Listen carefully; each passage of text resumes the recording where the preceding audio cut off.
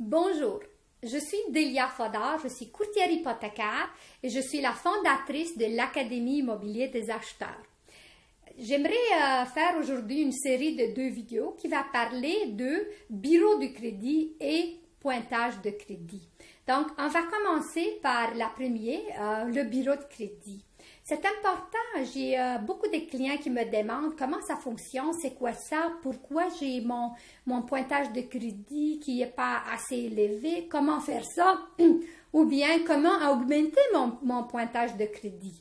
Donc, c'est très important de savoir comment ça fonctionne pour mieux le comprendre. Si vous allez le comprendre, vous allez avoir une vie financière très en santé. Donc, c'est ça qu'on voulait faire aujourd'hui.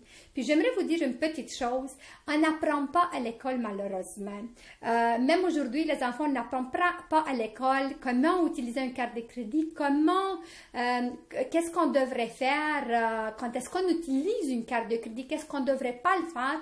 Donc, pour ça, on voit beaucoup de gens qui s'en vont dans la dette depuis un jeune âge, comme 17 ans, 18 ans, quand est-ce qu'ils ont le droit d'avoir une carte de crédit, on leur nomme à eux. Donc, on voit des gens qui arrivent à 20 ans puis ils ont déjà un faillite. Donc, non, on voulait pas arriver dans cette situation-là, OK?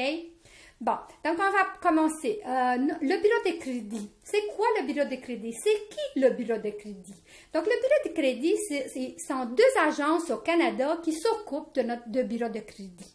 Donc, la première, c'est Equifax et TransUnion. Equifax, c'est la plus connue, la plus dispendue. Ça, c'est une des agences qu'on pouvait même vérifier en ligne. Je vais vous laisser le site web de cette compagnie-là à la fin de mon vidéo. OK? Puis ici, si on paye 24 $, on pouvait nous retirer le rapport du crédit pour voir s'il y a des choses manquantes ou s'il y a des choses qui ne vont pas. Même si on pouvait détecter la fraude, s'il y a de la fraude dans notre dossier. Aussi, s'il y a des choses qui ne sont pas à jour, il faut le mettre à jour. C'est notre obligation à nous de mettre nos choses à jour dans notre bureau de crédit. OK? Il n'y a pas beaucoup de banques qui le font, par contre. Donc, ces 2 agences, qu'est-ce qu'ils font? Ils vont faire la collection des informations de tous les gens qui détiennent du crédit au Canada. Et puis, qu'est-ce qu'ils font? Ils le vendent à des agences, à des organismes, à des institutions financières. Tout le monde qui veut savoir, toi, tu es qui? Qu'est-ce que tu fais? Est-ce que tu es à risque ou pas? Est-ce que tu as des dettes ou non? Donc, c'est toutes ces informations-là, on va le trouver dans notre bureau de crédit, sont le nom, le prénom, l'adresse, le type de prêt qu'on a pris, quel type de prêt on a pris ou si on a des cartes de crédit. Puis, ce type d'informations-là par rapport à notre carte de crédit et prêt vont rester dans notre bureau de crédit pour un temps de 7 ans.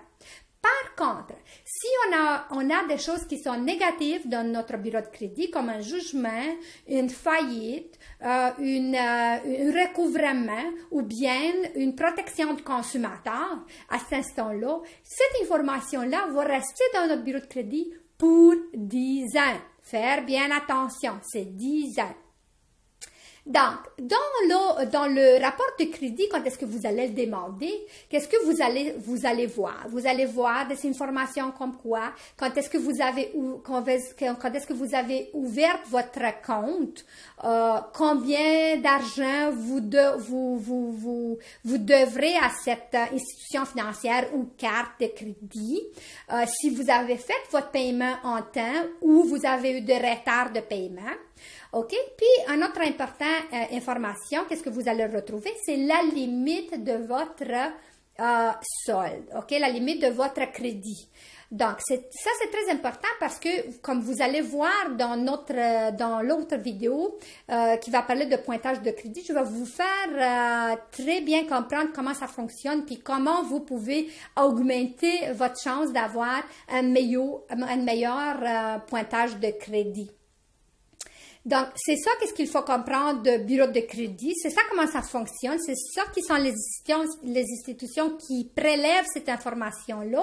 Et puis, bien sûr, attendez-vous d'avoir comme des employeurs aujourd'hui qui demandent plus souvent, de plus en plus, des informations de bureau de crédit. Donc, avant d'embaucher une personne, les compagnies des assurances aussi, les institutions financières, bien sûr, quand est-ce qu'on veut un prêt, comme un prêt hypothécaire, ou bien quand est-ce qu'on veut un prêt auto. Donc, toutes ces institutions-là, ils vont y aller dans votre bureau de crédit, le retirer, puis voir vous êtes qui. OK? Bon. Donc, c'est ça qu'est-ce que j'aimerais vous dire pour cette vidéo-là. S'il vous plaît, allez-y voir la prochaine vidéo qui va parler de pointage de crédit et comment augmenter votre pointage de crédit. Merci beaucoup. À la prochaine.